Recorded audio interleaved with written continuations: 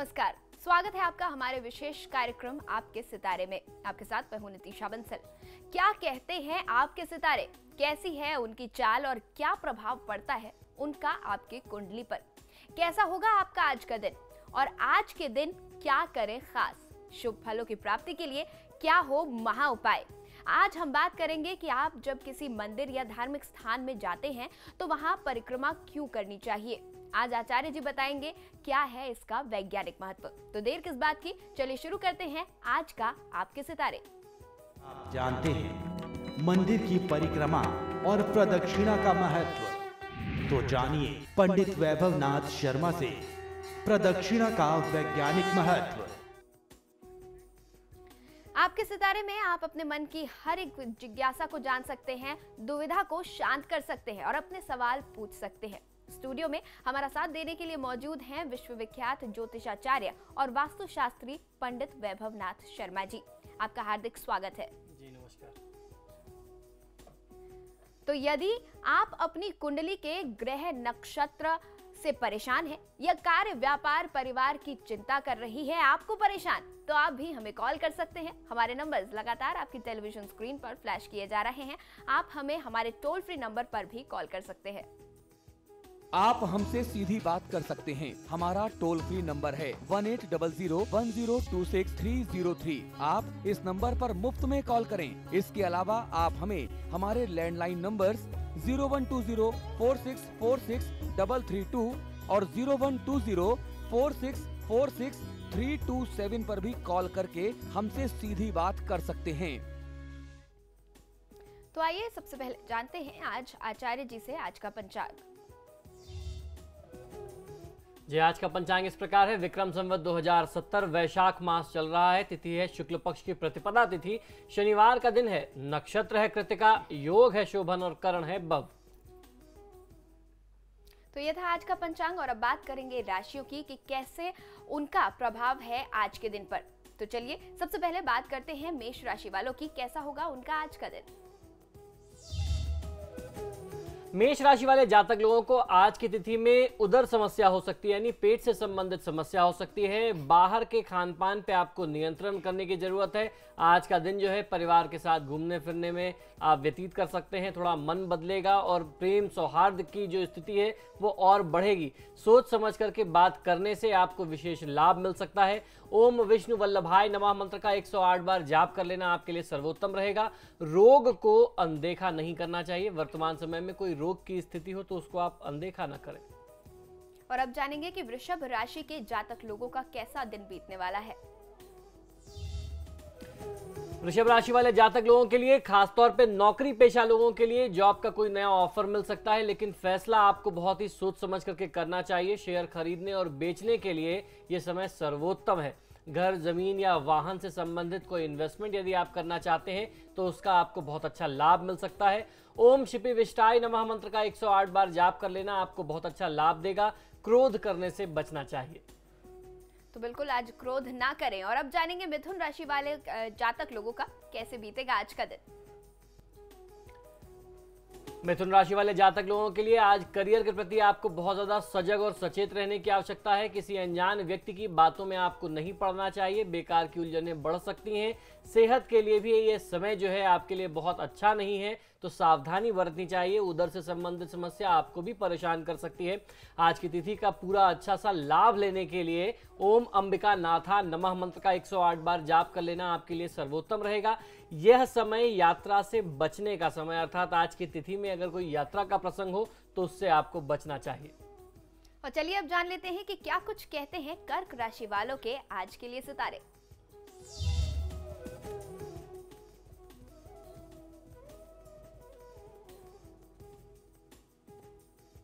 कर्क राशि वाले जातक लोगों के लिए आज यात्रा आपके लिए सुखद और शुभ रहने वाली है। दिन भर गुस्सा कुछ अधिक आता रहेगा। अपने कार्य क्षेत्र में, कार्यालय में, ऑफिस में काम का दबाव बहुत ज्यादा रहने वाला है। तनाव दूर करने के लिए कुछ योग और प्राणायाम का सहारा भी आपको लेना चाहिए। वर्तमान समय यानी आज की तिथि जो है वो इन्वेस्टमेंट के लिहाज से बहुत अच्छी नहीं है, तो कोई भी इन्वेस्टमेंट की प्लानिंग हो तो थोड़ा आपको अभी इंतजार करना चाहिए। ओम श्री कंठाय नमः मंत्र का 108 बार जाप कर लेना आपको बहुत अच्छा लाभ दे सकता है। ऋण लेने से बचना चाहिए। वर्तमान समय में आप प्रयास करिए कि कर्ज लेने की स्थिति आपके सामने ना आए। और चलिए अब जानेंगे कि आज क्या कहते हैं सिंह राशि वालों के सितारे। सिंह राशि वाले जातक लोगों के लिए अपने कार्यक्षेत्र में सहकर्मियों से सहयोग मिलेगा। बॉस आपके काम की सराहना कर सकते हैं। दिन अच्छा रहने वाला है। परिवार में किसी के स्वास्थ्य को लेकर के कुछ समस्या आपके सामने आज आ सकती है। आज की दिनचर्या को शुभ बनाने के लिए ओम भक्त वत्सलाय नमः मंत्र का 108 बार जाप कर लेना आपके लिए सर्वोत्तम रहेगा। व्यर्थ की बातों में समय नष्ट न करें। और अब बारी कन्या राशि वालों की, जानेंगे कैसे उनका आज का दिन बीतने वाला है। कन्या राशि वाले जातक लोगों के लिए आज बिना सोचे समझे निवेश करने से पैसा कहीं फंस सकता है। चोट चपेट, एक्सीडेंट की, दुर्घटना के भी संयोग बनते हैं। प्रेम संबंध मधुर होने के आसार बनेंगे। कोई अच्छा सा उपहार, सम्मान भी मिल सकता है। समाज और परिवार की तरफ से रुपए पैसे के से जुड़े हुए मामलों में सोच समझ करके निर्णय करना आपके हित में रहेगा। जल्दीबाजी में कोई निर्णय न करें। ओम भवाय नमः मंत्र का 108 बार जाप कर लेना आपके लिए सर्वोत्तम रहेगा। किसी का अनादर आप किसी भी परिस्थिति में आज न करें। तो ये था 6 राशियों का आज के लिए हाल। और इस बीच हमारे साथ एक दर्शक जुड़ गई हैं, रेनू मुरादाबाद से जुड़ी हुई है। अपना प्रश्न कीजिए रेनू। हेलो जी नमस्कार, हेलो। बताइए। पंडित जी नमस्कार। जी नमस्कार। पंडित जी मेरा सवाल अपने बेटे को लेकर है, जिसका नाम है ओम भारद्वाज जी। और जन्म है 24 फरवरी सन 2009। जी। समय है 11:06 शाम को। जी। दिन मंगलवार। स्थान है मुरादाबाद। जी। सर मैं पूछना चाहती हूँ, मेरा बेटा बहुत जिद्दी है, बहुत परेशान करता है। ये इसका भविष्य कैसा रहेगा और ये ऐसा क्यों है? एक ही बेटा है, मैं बहुत परेशान हूँ। जी बिल्कुल, देखिए अभी वर्तमान समय में इस बच्चे के लिए राहु की महादशा में शनि की अंतर्दशा चल रही है और अभी इसकी अवस्था कुछ नहीं है। 3-4 साल की अवस्था का बालक है। ऐसे में बच्चे अगर हठी नहीं होंगे, जिद्दी नहीं होंगे तो फिर किस अवस्था में होंगे? तो बहुत ज़्यादा चिंता करने की आवश्यकता नहीं है। एक जिम्मेदार अभिभावक की आवश्यकता ये होती है, भूमिका ये होती है कि वो उसको हमेशा अच्छी चीज़ें सिखाएं, अच्छे संस्कार देने का प्रयास करें। जो हमारे शास्त्र सम्मत संस्कार हैं, आप पूरे परिवार के साथ मिलकर के उसको अभी से अच्छे संस्कार देना शुरू करेंगे तो आने वाले समय में बच्चे की स्थिति अच्छी हो जाएगी। अभी जो राहु और शनि की दशा है, इसके कारण उसके व्यवहार में थोड़ा सा जिद्दीपन है। और एक और दर्शक हमारे साथ जुड़ी हुई हैं, कानपुर से सौम्या जी। अपना प्रश्न करें। पंडित जी नमस्कार, मैं सौम्या की बहन बोल रही हूँ। मैं अपनी बहन के बारे में कुछ जानना चाहती हूँ। उसका जन्म डेट है 1997 जी। और समय है दोपहर के 12:30 बजे जी। कानपुर जी। पंडित जी मैं जानना चाहती हूँ कि मेरी बहन ने भी हाई स्कूल के एग्जाम दिए हैं जी। और आगे उसका कैरियर क्या होगा और उसे किस क्षेत्र में, आगे किस फील्ड में उसे पढ़ाई करनी चाहिए? जी बिल्कुल, देखिए इनकी कुंडली के अनुसार ऐसा लगता है कि ये कहीं ना कहीं टेक्निकल क्षेत्र में जाएंगे। इनकी कुंडली में कर्म भाव जो है वह मंगल का है और वहाँ सूर्य का बैठना किसी भी जातक को बहुत ही तकनीक के क्षेत्र में टेक्निकली बहुत ही स्ट्रॉन्ग करता है, मजबूत करता है। तो वर्तमान समय में पढ़ाई का जो कुछ भी इनका स्तर हो, कुछ भी परिस्थितियां हो सकती हैं। अभी हो सकता है पढ़ाई में उतना मन ना लगता हो, ग्रह ये भी बता रहे हैं, क्योंकि जो केतु की महादशा है वो कंसंट्रेशन में, एकाग्रता में कमी लाती है। लेकिन कुछ प्रयास करते रहने से, सतत प्रयास करते रहने से भविष्य बहुत अच्छा हो सकता है, ऐसे लक्षण दिखते हैं। तो वर्तमान समय में केतु की महादशा में मंगल की अंतर्दशा को ध्यान में रखते हुए पूरे परिवार की तरफ से आवश्यकता ये होगी कि आपकी बहन के लिए भगवान श्री हनुमान जी की आराधना करें। हनुमान जी के मंदिर में जो शुभ तिथियां कुछ विशेष तौर पे आती हैं, अमावस्या या मंगलवार की तिथि में आप हनुमान जी के लिए श्रृंगार आदि भी कर सकते हैं, उनको विशेष पूजन अर्चन भोग भी कर सकते हैं। उसके साथ अगर आपकी बहन एक पाठ हनुमान चालीसा नियमित अपने दिनचर्या में रखे तो आने वाला भविष्य बहुत उज्जवल बनेगा। और लखनऊ से इस वक्त हमारे साथ मनु जुड़े हुए हैं। मनु अपना प्रश्न करें। नमस्ते पंडित जी। जी नमस्कार, बताइए। मैं अपने भैया के बारे में आपसे जानना चाहती हूँ। उनका जन्म तारीख है 8 सितंबर 1969 जी। और समय है शाम को 4:30 बजे। जन्म स्थान इलाहाबाद है।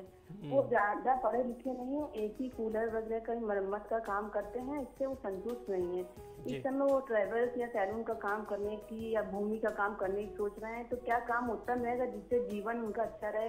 उनको सम्मान नहीं मिलता, मान नहीं मिलता है। और उन्होंने ओपल पहना ये 1-2 दिन से। जी देखिए, ओपल पहनना इनके लिए ठीक है, उसमें कोई बुराई नहीं है। बुध की महादशा में मंगल की अंतर्दशा चल रही है और बुध देव इनकी कुंडली में भाग्य स्थान के स्वामी हैं।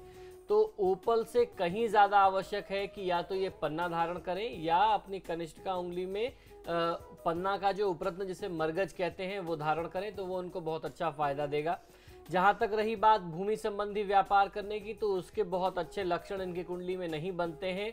अपना कोई बिजनेस स्टेशनरी से जुड़ा हुआ, वस्त्र से, कपड़ों से जुड़ा हुआ, दवाइयों से जुड़ा हुआ, अगर कुछ छोटा काम भी करते हैं या कुछ खाने पीने की चीज़ों से जुड़ा हुआ काम करते हैं तो वो बहुत अच्छा लाभ दे सकता है।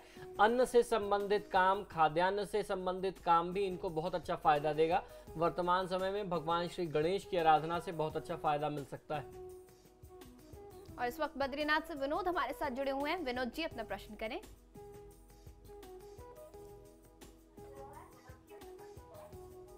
हेलो जी विनोद जी, अपना प्रश्न करें। हाँ पंडित जी नमस्कार। जी नमस्कार, बताइए। हाँ पंडित जी, मैं विनोद पांडे बोल रहा हूँ बद्रीनाथ से। जी तो पंडित जी, मैं 2-4 सालों से बड़ा परेशान चल रहा हूँ जी। और मेरे जो जो काम मैं सोच रहा हूँ वो काम बनते बनते रुक जा रहे हैं जी।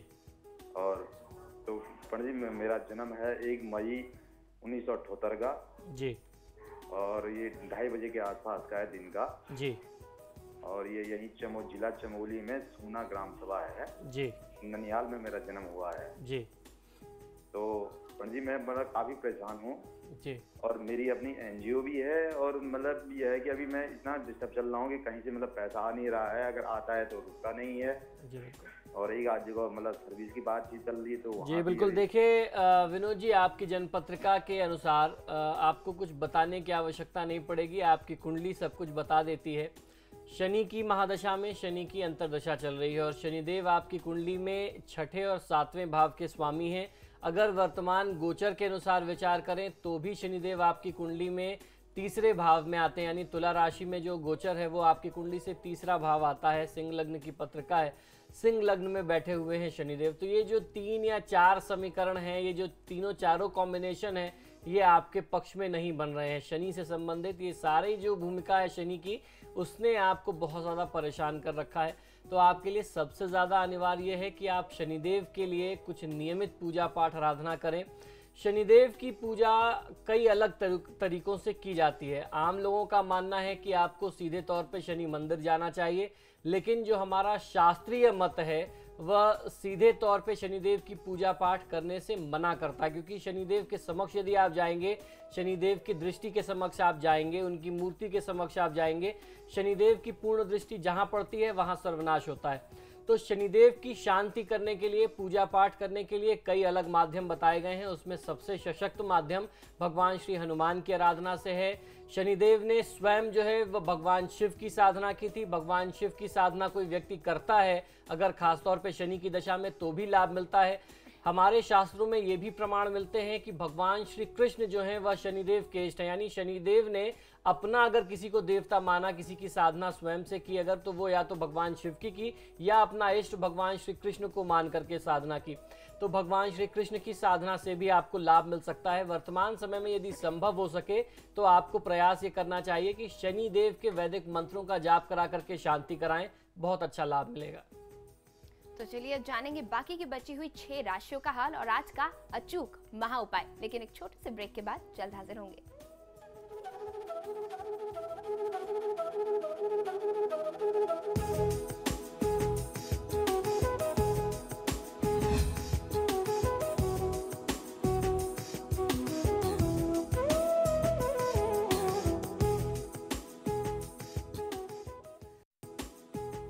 आप सभी का एक बार फिर स्वागत है आपके सितारे में। बारी है अब जानने की बाकी की बची हुई 6 राशियों का हाल और अब बात करेंगे तुला राशि की, कैसा बीतने वाला है उनका आज का दिन। तुला राशि वाले जातक लोगों के लिए कार्य क्षेत्र में आपको आज अच्छा सहयोग मिलने वाला है। अपने सहकर्मियों के साथ परिवार में शांति का वातावरण बना रहेगा। दिन सामान्य बीतने वाला है। ओम शर्वाय नमः मंत्र का 108 बार जाप करेंगे तो बहुत अच्छा लाभ ले सकते हैं। परिवार के और आपके कार्य क्षेत्र में आसपास जो भी बड़े बुजुर्ग हैं जिनका आप सम्मान करते हैं, उनकी बातों को आपको अनदेखा नहीं करना चाहिए, उनके सुझाव को आपको अमल में लाना चाहिए। और चलिए अब जान लेते हैं कि आज वृश्चिक राशि वालों के सितारे क्या कहते हैं। वृश्चिक राशि वाले जातक लोगों के लिए आज परिवार के लिए समय निकालने की आवश्यकता है। निर्णय लेने में जल्दीबाजी मत करिए। अगर आप जल्दीबाजी में कहीं कोई इन्वेस्टमेंट से संबंधित निर्णय करते हैं तो धन के फंसने की संभावना आज बहुत ज्यादा है। ओम त्रिलोकेशाय नमः मंत्र का 108 बार जाप कर लेना आपके लिए सर्वोत्तम रहेगा। किसी भी परिस्थिति में देवी देवताओं का पूजा पाठ का, धार्मिक मान्यताओं का उपहास न करें। और अब जानेंगे कि धनु राशि वालों का आज का दिन कैसा है।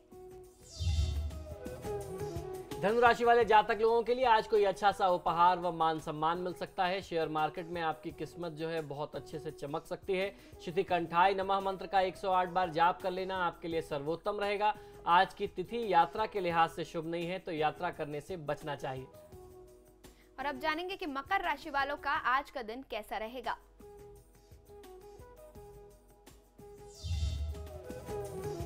मकर राशि वाले जातक लोगों के लिए करियर के क्षेत्र में आप काफी मेहनत करेंगे और आपकी मेहनत का पूरा फल आज आपको मिलने की उम्मीद है। उच्च रक्तचाप से यदि आप पीड़ित हैं तो उसमें आपको काफी राहत मिल सकती है।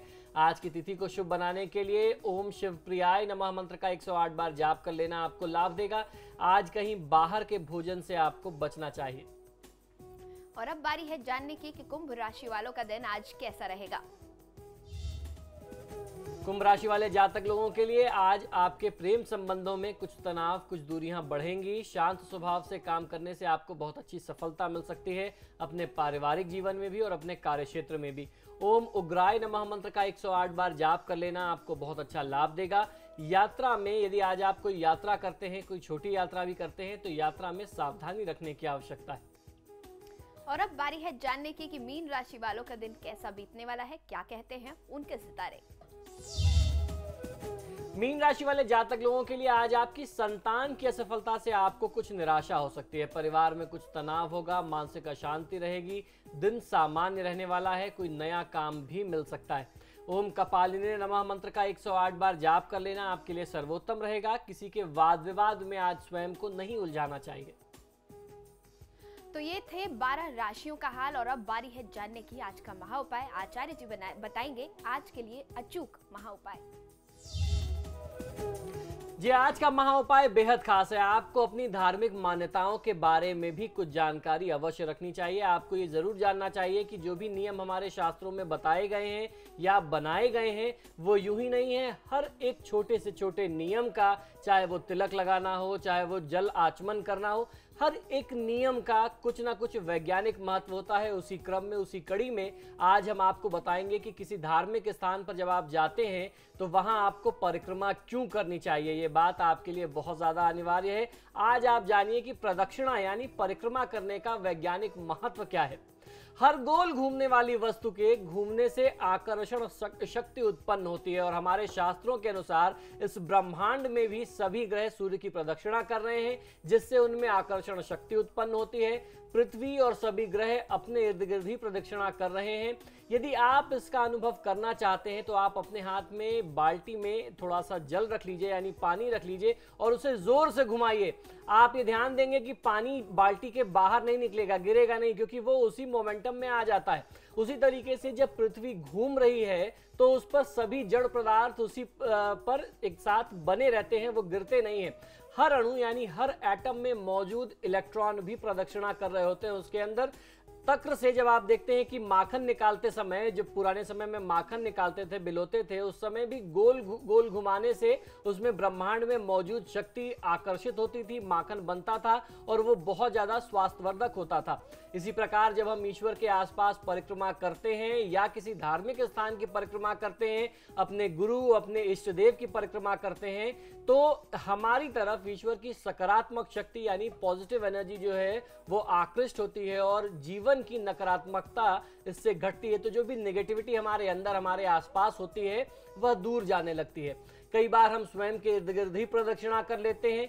इससे भी ईश्वरीय शक्ति आकृष्ट होती है। नकारात्मकता ही पाप से ही जो है, निगेटिविटी से ही, नकारात्मकता से ही पाप उत्पन्न होते हैं। तभी तो ये मंत्र प्रदक्षिणा करते समय हमारे शास्त्रों में अवश्य बोला जाता है, यानी कानी च पापानि जन्मांतर कृतानि च तानि तानि विनश्यन्ति प्रदक्षिणाम पदे पदे। प्राण प्रतिष्ठित ईश्वरीय प्रतिमा की, पवित्र वृक्ष की, यज्ञ या हवन कुंड की, अपने गुरुदेव की परिक्रमा की जाती है। अपने माता पिता की परिक्रमा करें, जिससे उनकी जो पॉजिटिविटी है, उनके जो शुभत्व हैं, शुभ कर्म हैं, वह हमारे अंदर प्रविष्ट हो सके और जो उनकी शुभ ऊर्जा है वो हमारी तरफ आए। किसी भी देवी देवता मूर्ति के परिक्रमा आपको करनी चाहिए। शिवलिंग से निकलने वाले जल को लांघा नहीं जाता, उसकी अर्ध परिक्रमा की जाती है, क्योंकि प्राण प्रतिष्ठित शिवलिंग में शिव की शक्ति होती है, जिससे लांघने से शक्ति नष्ट हो सकती है या हम जो है उसके दुष्प्रभाव को ग्रहण कर सकते हैं। उससे आपको बचना चाहिए।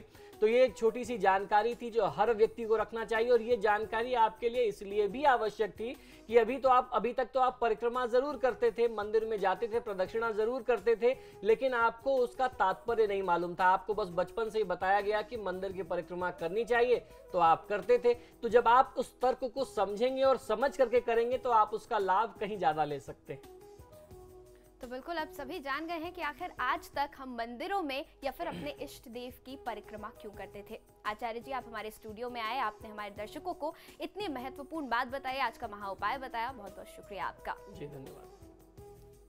और इसके साथ ही आपके सितारे में आज के लिए फिलहाल इतना ही। कल फिर हम आपसे मिलेंगे। फिलहाल दें इजाजत।